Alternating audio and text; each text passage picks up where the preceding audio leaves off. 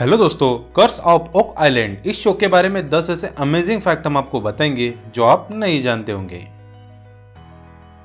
क्या आप जानते हैं लगीना ब्रदर्स अपना ट्रेजर हंटिंग का बिजनेस बहुत सालों से चला रहे हैं। हालांकि कर्स ऑफ ओक आइलैंड ये शो उन्होंने कुछ सालों पहले ही साइन किया है। शो साइन करने से पहले उनको अपना पूरा खर्च खुद ही फाइनेंस करना पड़ता था। इसके अलावा उनके बिजनेस पार्टनर क्रिक टेस्टर भी उन्हें फाइनेंशियली सपोर्ट करते थे।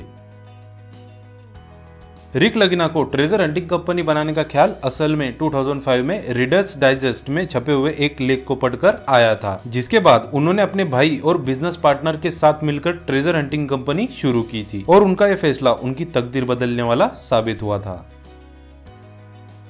शो को देखते वक्त आपने एक बात तो नोटिस की होगी कि जब भी लगीना ब्रदर्स और उनकी टीम ओक आइलैंड पर ट्रेजर हंटिंग के लिए खुदाई करने जाते हैं, तब वो आइलैंड के कुछ खास हिस्सों पर ही खुदाई करते हैं। इसकी वजह यह है कि लगीना ब्रदर्स ने उस ओक आइलैंड का सिर्फ आधा हिस्सा ही परचेज किया हुआ है और उनने इस आधे हिस्से पर ही ट्रेजर हंटिंग के लिए खुदाई और छानबीन करने की इजाजत है। शो में आमतौर पर नोवा स्कोटिया के इलाके में लगीना ब्रदर्स हमें ट्रेजर हंटिंग के लिए खुदाई करते हुए दिखाई देते हैं। हालांकि कोई भी आइलैंड पर खुदाई करने से पहले वहां की लोकल गवर्नमेंट की इजाजत लेना जरूरी होता है, पर लगीना ब्रदर्स को खुदाई के लिए लाइसेंस की जरूरत नहीं होती और शो के लिए ये बहुत बड़ी उपलब्धि है।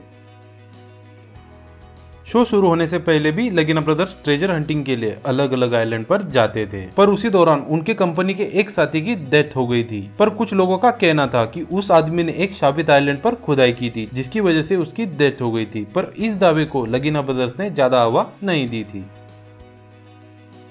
आपको ये बात जानकर हैरानी होगी कि ट्रेजर हंटिंग के लिए लगीना ब्रदर्स ओक आइलैंड के जिस मनी पीट की बात करते, दरअसल कुछ लोकल जियोलॉजिस्ट ने लगीना ब्रदर्स के इस दावे को झूठा ठहराया था। उनका कहना था कि जिस ओक आइलैंड पर लगीना ब्रदर्स मनी पीट की मौजूदगी की बात करते, वो असल में कुछ सालों पहले ही नेचुरली बनी है। लगीना ब्रदर्स ने हाल ही के कुछ सालों में एक ओक आइलैंड को 50% हिस्सेदारी पर खरीद लिया था। शो में आपको ये बात नहीं बताई जाती क्योंकि ये बात शो के रूल्स के खिलाफ है। हालांकि लगीना ब्रदर्स को इस ओक आइलैंड की 100% हिस्सेदारी चाहिए थी, पर उनकी सिचुएशन फाइनेंशियली स्ट्रांग ना होने की वजह से उनको ये आइलैंड में 100% हिस्सेदारी नहीं मिल पाई थी।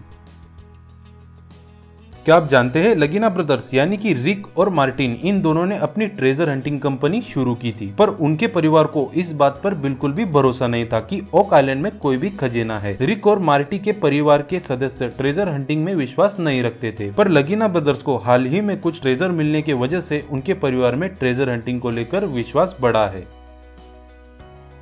क्या आप जानते हैं 2014 में शो के दूसरे सीजन को शूट करते वक्त शो के सेट पर एक क्रू मेंबर की डेड बॉडी मिली थी। हालांकि इस बात को पूरी तरह सीक्रेट रखा गया था।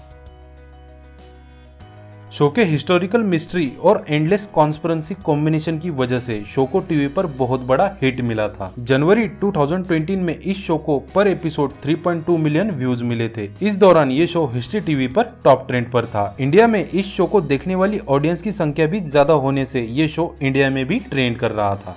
तो दोस्तों, ये थे curse of Oak Island show के बारे में कुछ चुनिंदा फैक्ट जो हमने आपको इस वीडियो में बताए हैं। उम्मीद करते हैं आपको ये वीडियो जरूर पसंद आया होगा। अगर आपको ये वीडियो पसंद आता है तो प्लीज चैनल को सब्सक्राइब कीजिएगा। धन्यवाद।